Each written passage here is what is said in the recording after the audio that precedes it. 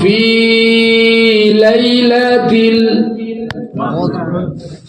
ليلة القدر হলো কবরা 30 কবরা কম বেশি সবাই জানেন তো। এরবারে একবারে এর ভাই ভাই একটা আয়াত বলি, এই আয়াত ও আয়াতের ভাই, এটা 25 বার। কত পারা? ইন্না আনজালনাহু ফি লাইলাতিন মুবারাকা। একবার জোরে বলুন সুবহানাল্লাহ।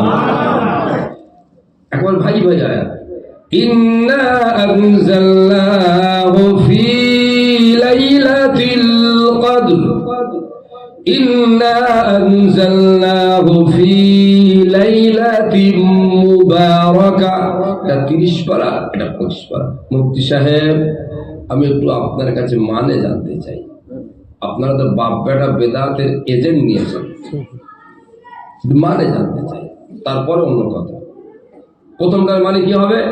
ইন্না আনজালনাহু ফি লাইলাতিল কদর।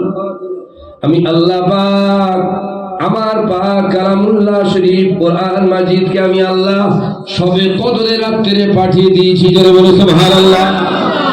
সবে কদরে কোরআন নাজিল করেছে। একবার জোরে বলুন সুবহানাল্লাহ। মুক্তিতে একটু মাথা ঘুরিয়ে দিই, ঠিক আছে? আল্লাহ সবে কদর রাত্রে কোরআন পাঠায়নি। Challenge, challenge. এসো,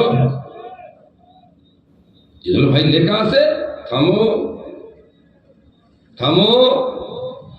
আয়াতুন মুহকামাতুন হুন্না উম্মুল কিতাব ওয়া উখরা মুতাশাবিহা ফাআম্মাল্লাযীনা আমানু ফী কুলুবিহিম যায়গুন ফায়াত্তাবিউনা মা তাশাবাহা। কোরআনের সব আয়াতের মানে যদি কোনো মৌলবী বলে আমি বুঝি, সে একমাত্র পৃথিবীর মধ্যে নাম্বার 1 গোমরা। কোরআনের যদি কোনো মুফতি বলে আমি সব মানে জানি, সে নাম্বার 1 বেঈমান। কোরআনের একমাত্র ব্যাখ্যা বিশ্লেষণ আমি সব জানি, সে একমাত্র বদমাশ আর লম্পট ছাড়া কেউ হতে পারে না। আল্লাহ নিজেই বলে দিয়েছেন, ফাআম্মাল্লাযীনা আমানু ফী কুলুবিহিম যায়গ। বেকাদিল, বেকাদিল, পচাদিল, ধসাদিল, এরা বলবে সব জানি। কে বলছে? আমরা কোরআনে সব জানি না, বহুত বাকি। আল্লাহ বলছে, তোদের তো ওই সূচের ডগার এলেম নেই রে। 30 পারা কোরআন এখন রাখ, প্রথম শব্দটার মানেই জানিস, আলিফ লাম মিমের মানেই তোরা জানিস না, এখন তো ভিতরে পরে ঢুকবি। একবার জোরে বলুন সুবহানাল্লাহ, জোরে বলুন সুবহানাল্লাহ। এরপরে দেখুন, যালিকাল কিতাব,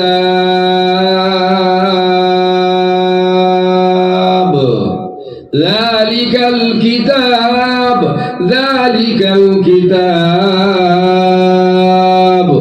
এটা মুক্তিদের মাথা ঘোরাচ্ছি, আপনাদের না। মুক্তিদের মানে করবো আমার সামনে।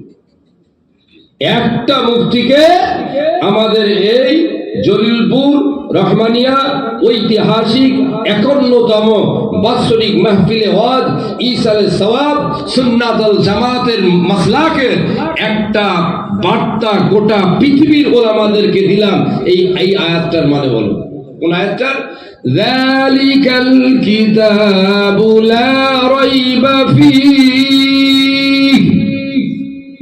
দেখি কত বড় মাওলানা, এই আয়াতটার মানে বলুন দিন, পরে তো ভেতরে ঢুকবো। ভাই আমার ঘরে বাংলা কোরআন নিয়ে আসেন, আপনি যেটাই বলেন আমি সেটাই বলবেন, নিয়ে আসেন। কিন্তু অন ক্যামেরা বলছি, আমি অন ক্যামেরা বলছি। কোরআনের প্রথম আয়াতের মানে বলো। শুরু করেছো কোরআন নিয়ে সমাজে ফিতনা করতে। ইন্না আনজালনাহু ফি লাইলাতিন মুবারাকা। আল্লাহ পাক আমার বান্দারা, আমি আল্লাহ পাক রব্বুল আলামিন আমার কোরআনটা আমি আল্লাহ বরকতময় রাতে নাজিল করেছি। জোরে বলো সুবহানাল্লাহ। 30 পারায় বলা হলো কদরের রাতে, 25 পারায় বলা হলো বরকতময় রাতে। কোনটা নেবেন?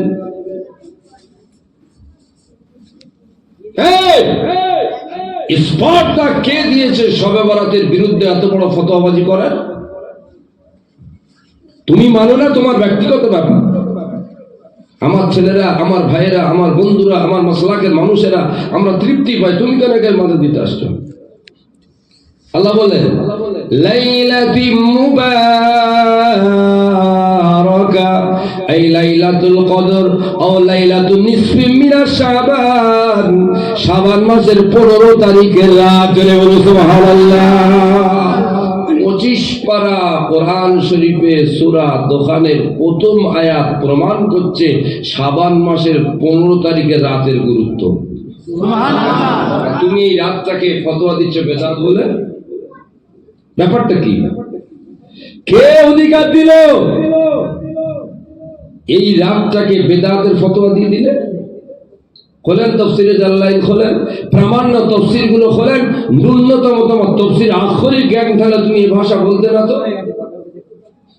ছেলেগুলো কি অন্যায় করেছে, কি অন্যায় করেছে ছেলেগুলো, মানুষগুলো কি অন্যায় করেছে? সব রাতে রাতে এত ফতোয়াবাজি হচ্ছে। ওই জন্য আমার ভাইদের অনুরোধ করছি আপনাদের, আমরা কারোর দোষ খুঁজি না, আমরা আমাদের আকীদা বাঁচাবার চেষ্টা করি। একবার জোরে বলুন সুবহানাল্লাহ। আমরা আকীদা বাঁচাতে গিয়ে আমাদের প্রথম স্তম্ভ হলো রাসূলুল্লাহর মাহাব্বত। একবার জোরে বলুন সুবহানাল্লাহ। এটা তাফসীর করি তাহলে ভালো লাগে, বুঝতে পারবেন। বিসমিল্লাহির রহমানির রহিম। ইয়া আইয়ুহাল্লাযীনা আমানু লা তারফাউ আসওয়াতাকুম ফাওকা সাওতিন নবী। আল্লাহ পাক কোরআনে কারিমাতে জানালেন, এ ঈমানদার বান্দাগণেরা ও আমার মুমিন মুসলমান বান্দাগণেরা, আমি আল্লাহ পাক সাবধান করে দিলাম, হুঁশিয়ার করে দিলাম, খবরদারি করে দিলাম, বাঁচতে যদি জীবনে চাও ঈমান নিয়ে আমার নবী আখিরি জামানা নবীর সামনে জোরে জোরে যেন কথা বলবে না। জোরে বলো সুবহানাল্লাহ। পরে তো অন্য আমল, ঈমান নিয়ে বাঁচতে যদি চাও মুখ সামলাও। নবীর সামনে সাধারণ কথা জোরে বলা যাবে না, আর নবীর শানে যদি উল্টো পাল্টা বলে কি করবেন? তাকে কি বলবেন? আমার নবীর শানে কেউ উল্টো পাল্টা বলে আল্লাহর কসম যে আমি তাকে কিচ্ছু বলবো না, আর আপনাদেরকেও কসম খাইয়ে নেবো, বলতে দেবো না। বলে এত বড়? হ্যাঁ, নবীর শানে যদি কেউ বেয়াদবি করে আপনারা কিছু বলতে পারবেন না, আমিও বলবো না। আল্লাহ যেটা বলেছে সেইটা বলবে। আরো জোরে, আরো জোরে। আমার কাফের বলার দরকার নেই, হারামখোর বলার দরকার নেই, বদমাশ বলার দরকার নেই, লম্পট বলার দরকার নেই, বেঈমান বলার দরকার নেই। আমি বলবো না, আমার পীর বলেনি, আমার ইমাম বলেনি, আমার মাযহাব বলেনি। আল্লাহ আমার নবীকে এত ভালোবাসেন, নবীর সামনে কেউ কিছু বলবে তার অ্যাকশন আল্লাহ নিয়ে নিয়েছে। যেখানে আল্লাহ হাত দিয়েছে আমাদের হাত চলবে? তাহলে বাবা নবীর সামনে এখন কতজন কত কথা বলছে, আমার মুখে তালা, আমি তালা আমার মুখে দিয়েছি। আল্লাহ যেটা বলেছে কারোর বাবার ক্ষমতা নেই, ওই মুখে তালা দেবো। যেটা বলবেন না? আল্লাহ কি বলেছেন? উতুল্লিন বাদা যালিকা যানিব।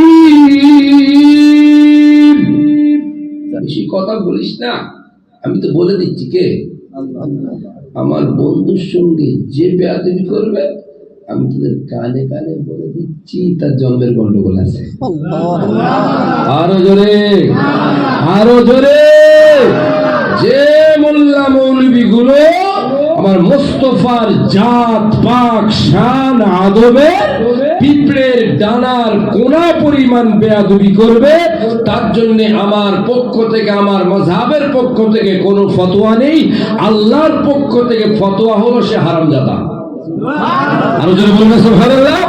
উতুল্লিন বাদা যালিকা যানিব। ফতোয়া কে দিয়েছে? আল্লাহ। আমাদের আর বলার দরকার আছে না, ওইটুক করে আমরা বলে দেবো হারাম। ওটা আমরা তো বলছি না, কে বলছে? আল্লাহ। কত আদব করতে হবে বলুন। মৌলবীরা কি শুরু করেছে, কি শুরু করেছে। একটা মৌলবী তিনি ঠাট্টা করছে, আমার এত কষ্ট লেগেছে। অনেক ভাইরা মনে করে বাকিবিল্লাহ ভাই এখানে ওয়াজ করতে এসে বিরোধিতামূলক ওয়াজ করে। আরে তুই তো আমার ভাই, আমি তোর বিরুদ্ধে বলবো কেন? তুই তো আমার ভাই, এসো এখানে বসো, বিরুদ্ধে ওয়াজ করবো কেন? বিরোধিতা আমাদের স্বভাবে নেই, চরিত্রে নেই, আখলাকে নেই, আদবে নেই। ইমামও শেখায়নি, পীরও শেখায়নি। আমাদের শিখিয়েছে হক পথে চলতে হবে যতটা পারি, আর সামনে কাঁটা পড়লে একটু সরিয়ে দিতে হবে। কথা বলেন না ঠিক কিনা? একটা মৌলবী ওয়াজ করছে, কি কষ্ট লাগে বলুন। সাধারণ মানুষ গোমরা হবে না তো কি হবে? ওয়াজ করছে, ইয়া নবী সালাম আলাইকা, গোল গোল জিলিপি বলেই বলছে আসসালামু ক্বাবলাল কালাম, রাওয়াহুল বুখারী। বুখারী শরীফের হাদিস দিয়ে আমি বলছি কিয়াম হারাম। আরে শরিয়াতের মশলা তোর বাবার ঘরের পান্তা নাকি? তুই ইচ্ছা মতো কাঁচা ঝাল দিয়ে খাবি না বেগুন পুরি খাবি? শরিয়াত তোর বাবার ঘরের সম্পদ, যে আমি বলছি হারাম, তুই হারাম বলার কে? হারাম তো আল্লাহ বলবে। এ কথা ঠিক না ভুল বলেন? তুই মৌলবি হারাম বলার কে? আমি বলছি কিয়াম করা হারাম। খোদার মার, চুলও বড়, দেখো তাগড়া, দাড়িটা খোদা দেয়নি। হায় হায় হায়, সে আবার বলছে যে কিয়াম করা হারাম। আরে হারাম শব্দটা জাতা কথা না। হারাম করে গেছে আমার দাদা হুজুর, নাউজুবিল্লাহ। হারাম করেছেন শাহ ওলিউল্লাহ মুহাদ্দিস দেহলভী। হারাম করে গেছেন হযরতে আল্লামা তকিউদ্দিন সুবুকি। হারাম করে গেছেন পিরানে পীর। হারাম করেছেন আউলিয়া কিরাম গণেরা। এই স্পটটা তুমি পেলে কোথায়? স্পটটা পেলে কোথায়? মিথ্যা জালিয়াতি। খোদার 99টা নামের কসম করে বলছি, ওই মৌলবীটা বলছে আসসালামু ক্বাবলাল কালাম, ইয়া নবী সালাম আলাইকা। পুরো বুখারী শরীফের হাদিসের উল্টো। আল্লাহর কসম, ওটা বুখারী শরীফের হাদিসই না। তাম লোক কি বুঝবে? মৌলবীটা কত ভালো, দেখো বুখারী শরীফ থেকে প্রমাণ করছে কিয়াম করা যাবে না। বলবে না বলবে না বলবে না বলবে না? ওই জন্য আমার দাবি, এই ক্যান্সারকে বেশি বিশ্বাস করবে না। এই কেমো দিল, চুল উঠে যাবে তো ও সারবে না। কথা বলে গেল না? এতেই দিচ্ছে, এতেই ছড়াচ্ছে। ওই হাদিসটার মানে হলো সালাম দিতে হবে কথা বলার আগে। আর এই ফুরফুরাওয়ালারা ইয়া নবী আগে নবী বলে তারপর সালাম দিচ্ছে। বুখারী শরীফের উল্টো। 1 নম্বর কথা হলো মিথ্যাবাদী। তোমার আব্বা নাকি দেওবন্দ থেকে পাশ করেছে, তুমি যোগ্য বাপের যোগ্য বেটা যদি হও, বুখারী তোমার বাপের কাছে বসো। আর আমি বলছি ওটা বুখারী হাদিসই না। কি ঘটনা হচ্ছে সমাজে? সাধারণ লোক কি কোথায় যাবে বলো? বুখারী শরীফের রিওয়ায়াত দিয়ে দিল, আপনারা মনে করবেন হ্যাঁ বুখারী শরীফ, ঠিক না? বল, তাহলে আমার দায়িত্ব না আমার ভাইদেরকে সচেতন করানো বুখারী শরীফ না? এটা বলার দায়িত্ব আছে না? নেই? বুখারী শরীফ না। তোমার বাপকে জিজ্ঞেস করো, তোমার বাপ তো দেওবন্দের ছাত্র, জিজ্ঞেস করো। ওই ওর মানে হলো কথা বলার আগে সালাম দিতে হবে। ইয়া নবীটা আগে বলা হয়ে যাচ্ছে, এটা হারাম হয়ে গেছে। আরে আমার রাসূল পাক বসে থাকতেন, সাহাবাদের বলতেন আবি ইয়াকরাউকা সালাম ইয়া রাসূলুল্লাহ, আমার আব্বা আপনাকে সালাম দিয়েছে। একবার জোরে বলুন। প্রথম শব্দ আমার, তারপরে আব্বা, তারপরে আপনাকে। তাহলে সালামের আগে কটা কথা বললো সাহাবারা? আর আমরা কটা কথা বলি? তখন রাসূল বলছেন বাবা তোমার উপরে আর তোমার আব্বার উপরে ওয়ালাইকুম আসসালাম। তো সাহাবাদের ভুল ধরবি নাকি? ইশক বোঝো, মহব্বত বোঝো। ওই জন্য একটু ভেতরে ঢুকতে হয়। আমার পীর ও মুর্শিদ হযরত ওয়াজহুদ্দিন মুস্তাফা আবু জাফর সিদ্দিকী মির্জা হুজুর পীর রহমাতুল্লাহ আলাইহি, হুজুরের দরবারে আমাদের দক্ষিণ 24 পরগনার সিলসিলার গৌরব হুজুর আল্লামা মুফতি জিয়াদ আলী সাহেব রহমাতুল্লাহ আলাইহি বসে আছেন। আমার বর্তমান শায়েখ ছিলেন হযরতে পাঁচলার বদরুদ্দিন আজহারি মিসরি রহমাতুল্লাহ আলাইহি, আর ভাঙড় থানার মৌলানা আব্দুল খালেক সাহেব হুজুর রহমাতুল্লাহ আলাইহি, 3 জন হুজুর কাবলার দরবারে বসে আছেন। বলছে হ্যাঁ বাবা, আল্লাহ করে তোমরা আমার 3টে রত্ন। জোরে বলুন হুজুর। বলছে বাবা তোমরা 3টে আমার রত্ন। আমি আবু জাফর সিদ্দিকী তোমাদের পীর, আমি একটুখানি দেখবো বাবা আব্বাজান কি। পীরকে আব্বা বললেও তো সমস্যা, পীরের বাপ বলতেছে। হ্যাঁ বাপ কটা? কটা বাপ? যে বলবে কোন মুসলমান যদি বলে আমার একটা বাপ, সে কাফেরের বাচ্চা। কিসের বাচ্চা? মুসলমানের বাপ একটা হয়? হ্যাঁ মুসলমানের বাপ একটা হয়। 1 নম্বর আব্বা জানের নাম হলো আদম ও সফিউল্লাহ, জোরে বলুন সুবহানাল্লাহ।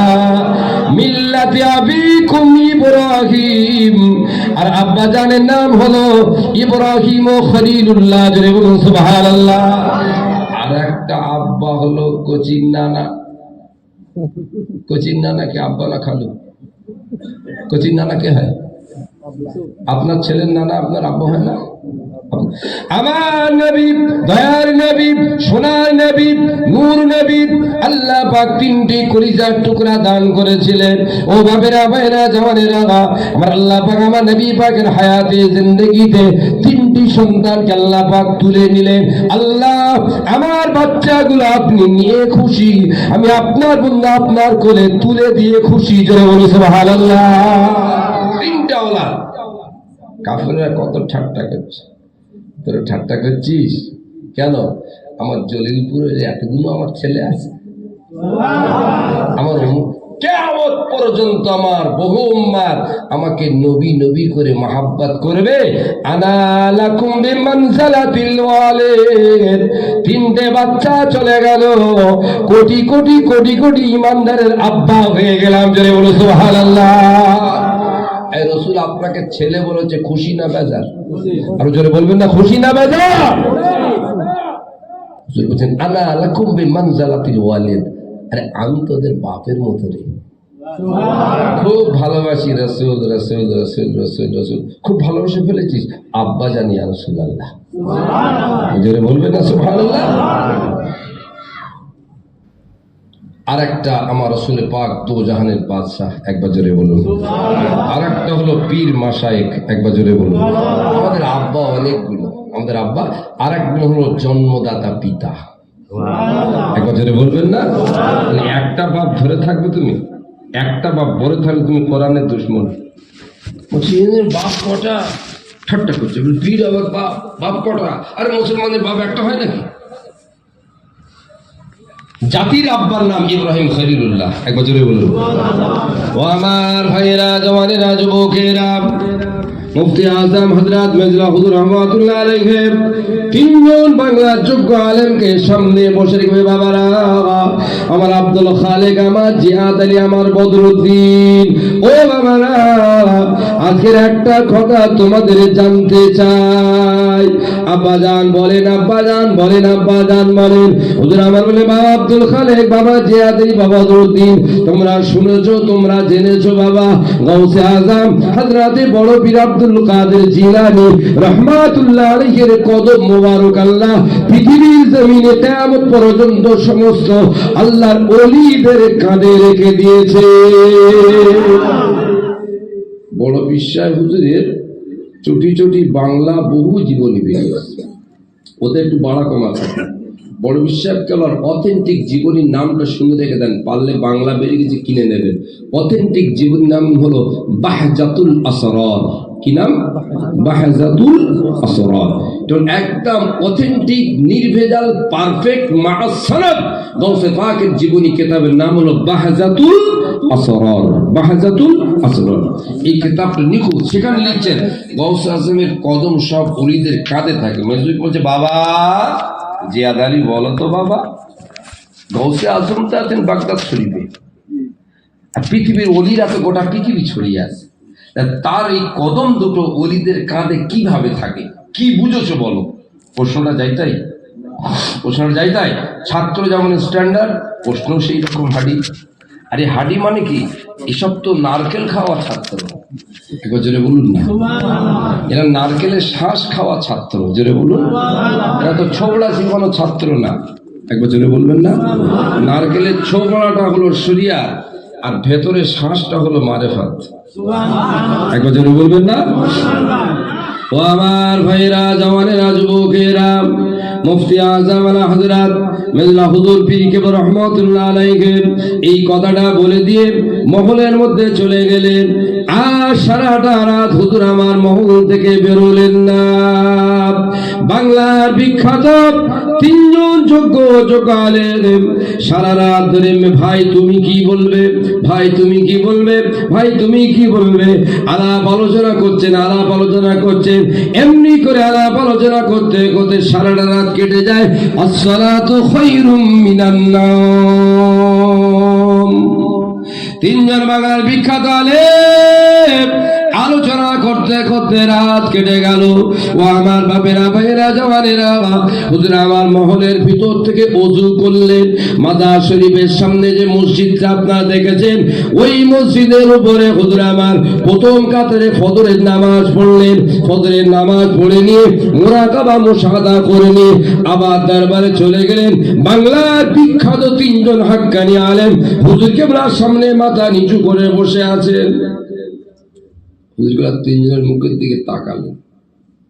বাবা জিয়াদ আলী, ও বাবা বদরুদ্দিন, ও বাবা আব্দুল খালেক, তোমাদের তিন ভাইকে দেখে মনে হয় আজকে সারাটা রাত ধরে তোমরা ঘুমাও না। হ্যাঁ বাবা, তিন ভাই চোখ মুখ বলছে সারা রাত ঘুম। আব্বা আপনি একটা কথা জিজ্ঞেস করেছিলেন আব্বা, ওইটা ভাবতে ফজর হয়ে গেছে, বুঝতে পারিনি। জেনে বলুন হুজুর আমার বলছেন বাবারা, ও বাবা জিয়াদ আলী, ও বাবা বদরুদ্দিন, আব্দুল খালেক, না বাবা না, আর তোমাদের চিন্তা করতে হবে না গো বাবা, চিন্তা করতে হবে না। তোমাদের সঙ্গে আলাপ আলোচনা করে আমি তোমাদের আবু জাফর সিদ্দিকী মহলের মধ্যে বিছানায় চলে গেলাম। বাবা তোমরা আর চিন্তা করো না, যে প্রশ্ন তোমাদের করেছিলাম আজকে রাতে, এর উত্তরটা আজকে রাতে আল্লাহ আমাকে দিয়ে দিয়েছে। যদি বলবেন না চিন্তা করো না, এর উত্তর তোমরা কি দেবে বাবা, আল্লাহ দিয়ে দিয়েছে। ঝরঝর করে তিনজন আলেম কেঁদে ফেললেন। আব্বাজান একবার বলে দেন আল্লাহ পাক আপনাকে কি জানিয়েছেন। ও বাবা ছেলে রে, আমার বদরুদ্দিন, আমার আব্দুল খালেক, আমার জিয়াদ আলী, সব জিনিস বাবা বুঝিয়ে হয় না, মারেফাতে অনুভব করতে হয়। বাবা আমি তোমাদের সঙ্গে আলোচনা করে সবে মাত্র বিছানায় গিয়ে শুয়ে বালিশে মাথা দিয়েছি।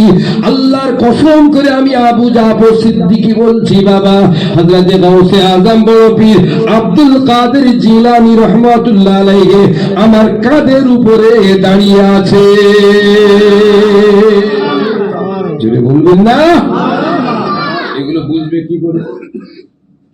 বলে ফুরফুরায় এই হয়েছে তো সব লোক দেখতে পায়নি কেন? বলে না ফুরফুরায় ওই হয়েছে সব লোক দেখতে পায় না। খোদা ওদের বাড়িতে একজনের তাড়াতাড়ি কালা জেন পাঠান, তাড়াতাড়ি পাঠান খোদা, ওর বউটা ধরবো। ওর বউ দেখবে তাল গাছে কে নাচতেছে, ও দেখবে তাল গাছে তাল আছে,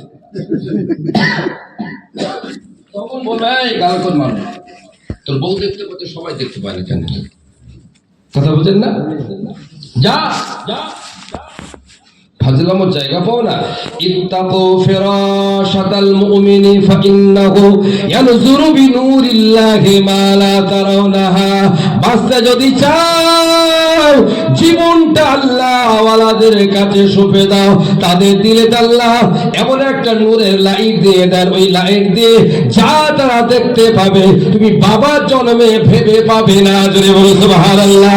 ফাইন্নাহু ইয়ানজুরু বিনুরিল্লাহি মা লা তারাউনা, যা তারা দেখতে পাবে তুমি জীবনে ভাবতে পারবে না। জোরে বলো সুবহানাল্লাহ। এই তো ব্যাপার। এখানে আজকে বসে আছেন, ভাববেন না দাদা হুজুর কেবলার থেকে অনেক দূরে আছে। এখানে বসে আছে, ভাববেন না রাসূল পাকের থেকে অনেক দূরে আছে। আমরা অন্য পন্থী নয়, আমরা সুন্নাতুল জামাতের বিশ্বাসী। আমাদের আকীদা আল্লাহর হুকুম হলে আমার রাসূলুল্লাহ মদিনা রওজা আকদাস থেকে এখানেও আসতে পারে। একবার জোরে বলবেন না? আল্লাহর হুকুম হলে আল্লাহর ওলিদের একটা রিলেশনশিপ আছে। এখন তো সব জিনিস বোঝাবার সুবিধা। পৃথিবীর জমিনে একজন আলেম ছিলেন, তার নামটা মনে রেখে দেন, যিনি আধ্যাত্মিকটা বিজ্ঞান দিয়ে প্রমাণ করেছেন হক। তার নাম ইমাম গজ্জালি রহমতুল্লাহ আলাইহি। একবার ধরে বলবেন না সুবহানাল্লাহ। रस्म आज़ा रह गई रूहे बिलाली ना रही, फलसफा रह गई तलकीने गज़ली ना रही। প্রমাণ করছে দর্শন দিয়ে যে এই আধ্যাত্মিকটা হক। একবার জোরে বলুন, একবার জোরে বলুন সুবহানাল্লাহ। আপনি বুঝবেন কি করে? এখন তো এটিএম সিস্টেম হয়ে গেছে, তারপরও বুঝতে পারছেন না? এটিএম সিস্টেম হয়ে গেছে না? আপনার ব্যাংক অ্যাকাউন্ট হচ্ছে দিল্লি। কোথায়? দিল্লি। ছেলে থাকে দিল্লি, রোজগার করে দিল্লি, টাকা জমায় দিল্লি। হয়ে গেল, বাড়ি চলে এসেছে খালি হাতে। বাপ তো দাড়ি চুলকেছে, ও আল্লাহ করলি কি একদিন ধরে? একদিন ধরে করলি কি খালি হাতে? দাঁড়াও বাবা, সবর করো। টাকা দিল্লি, তুই বলে জলিলপুর, কি হবে? বলে এটিএম আছে। একবার জোরে বলবেন না, জোরে বলবেন না। যেই এটিএম এর বাক্সে যে পাঞ্চ করবে, দিল্লি স্টেট ব্যাংক অমুক নাম, গাট গাট গাট গাট গাট গাট, 10,000 টাকা। কথা ঠিক না বল? আল্লাহর হাক্কানি বেলায়াত প্রাপ্ত মাহবুব বান্দা যারা হন, তাদের এই এটিএম এর মতো সিনায় সিনায় কানেকশন চলে। একবার জোরে বলবেন না সুবহানাল্লাহ। এবারে আমি হাদিস দিয়ে আপনাদের বোঝাবো, আর হাদিসটা বোঝাবার জন্য মুজাদ্দুজ্জামানের সঙ্গে একটু মিল করে দেবো। তাহলে অসুবিধা নেই তো? প্লেন জীবনী বলবো না, প্লেন জীবনী বলবো না, আমি জীবনী বলবো, কিন্তু এমন জীবনী হাদিসের মানচিত্র। জোরে বলবেন না? ও আমার ভাইরা, জওয়ানেরা, যুবকেরা, ডাক্তার খুব ভালো জানেন কোন রোগীর কি ঔষধ দিতে হবে। ডাক্তার ভালো বোঝে এই রোগীটার প্যারাসিটামল প্লাস অ্যান্টিবায়োটিক, ভালো বোঝে রোগীটার প্যারাসিটামল প্লাস নরফ্লক্স, এটা ডাবল আছে। ডাক্তার বোঝে। আর কারো শুধু গ্যাসের বড়ি দিয়ে জাপালা। কথা ঠিক না বলবেন? জামানার মুজাদ্দেদ হলেন আপনার রুহানি ডাক্তার, শরিয়াতের ডাক্তার। কোন রোগীর কি ট্রিটমেন্ট করতে হবে আল্লাহ পাক সে ক্ষমতা তাকে দান করেছেন, তাই তিনি হলেন জামানার মুজাদ্দেদ। ও বাবেরা মায়েরা, মুজাদ্দিদুজ্জামানের দরবারে হযরত সুফি আব্দুল মুমিন রাহমাতুল্লাহ আলাইহি বায়াত হলে ওজিফা দেবেন। বাবা সকালে সন্ধ্যায়, সকালে সন্ধ্যায়, সকালে সন্ধ্যায় জিকির করো, জিকির করো, সকাল সন্ধ্যা জিকির করো, মুরাকাবা করো। করে না? করে না? কাদিয়া তরিকা, চিশতিয়া তরিকা, প্রেসক্রিপশন না আব্দুল মুমিন রে, ও আব্দুল মুমিন, তোমার আমি প্রেসক্রিপশন করে দিলাম বাবা। বসে বসে তাসবিহ পড়া লাগবে না, বসে ওজিফা পড়া লাগবে না। তোমার প্রেসক্রিপশন হলো বাবা, পৃথিবীর জমিনে আল্লাহর ওলিদের মাজার গুলোকে জিয়ারত করো। জোরে বলো সুবহানাল্লাহ। এবারে হাদিস দেন। হাদিসটা তালিকাতুল বুখারী, বুখারী শরীফে হাদিসে আছে জিয়ারত নিষেধ। মাত্র 3 জায়গায় জিয়ারত করা যাবে। কয় জায়গায়? হাদিসটা কোথায় আছে? বুখারী শরীফ। কয় জায়গায়? 3 জায়গায়। একটা জায়গার নাম হলো কাবা বাইতুল্লাহ, লা তাশুদরি হালিল্লাইলা সালাসা, 3টে জায়গা। 2 নম্বর হলো ফিলিস্তিনের মসজিদে আকসা, 3 নম্বরে হলো মসজিদে নববী। কটা হলো? এই 3 জায়গা ছাড়া জিয়ারত করতে যাওয়া যাবে না। দাদা হুজুর কি বলেছে? পৃথিবীর ওলিদের মাঝে জিয়ারত করতে বেরিয়ে যাও। এক বছরে বলুন। আচ্ছা, এই হাদিসের সঙ্গে দাদা হুজুরের কথা যেন একটু গরমিল গরমিল মনে হচ্ছে না? ওরে গরমিল না, গরমিল না, গরমিল না। তোমার মাথায় গোবর আছে, তুমি অঙ্ক করতে পারো না বলে গরমিল হচ্ছে। a square plus 2ab plus b square ফর্মুলাটা তুমি ভুলে গেছো। a plus b whole square, তাই তুমি গুলিয়ে ফেলছো। শোনো, এই হাদিসটা নিয়ে ওয়াহাবিরা ভাওতাবাজি করছে। ভাওতাবাজির কিরম ভাওতা আমি দেখুন। তিন জায়গা ছাড়া জিয়ারাতে যাওয়া যাবে না। এখান থেকে ফুরপুরা হয়ে গেল 4, এখান থেকে আজমির হয়ে গেল 5, এখান থেকে ঘটিয়ারি হয়ে গেল 6, এখান থেকে অমুক 7 হচ্ছে না। সুতরাং বেদাত হারাম। কেন? বুখারী শরীফ আছে ক জায়গায়? 3 জায়গায়। আচ্ছা, এই যে 3টে আমি নাম বললাম, এটা কবরস্থান না মসজিদ? মসজিদ। মসজিদ। কবরস্থান না মসজিদ? মসজিদ। আর আমরা যাই মসজিদে না কবরস্থানে? তাহলে এই হাদিসটা এখানে আনলি কেন তুই গাধা? জোরে বলবেন না, জোরে বলবেন না সুবহানাল্লাহ। কি জালিয়াতি দেখেন, কি জালিয়াতি দেখেন। আল্লাহ বলেছেন, বান্দা নামাজি যদি বেশি সওয়াব পেতে চাও 3 জায়গা ছাড়া জিয়ারাতে যাবে না। আপনার জলিলপুরের জমিন থেকে কাবা বাইতুল্লাহ জিয়ারাতে চলে যাও, 1 রাকাত নামাজ তুমি পড়ে নাও, আমি আল্লাহ 1 লক্ষ রাকাতের সওয়াব দিয়ে দেবো। জোরে বলুন।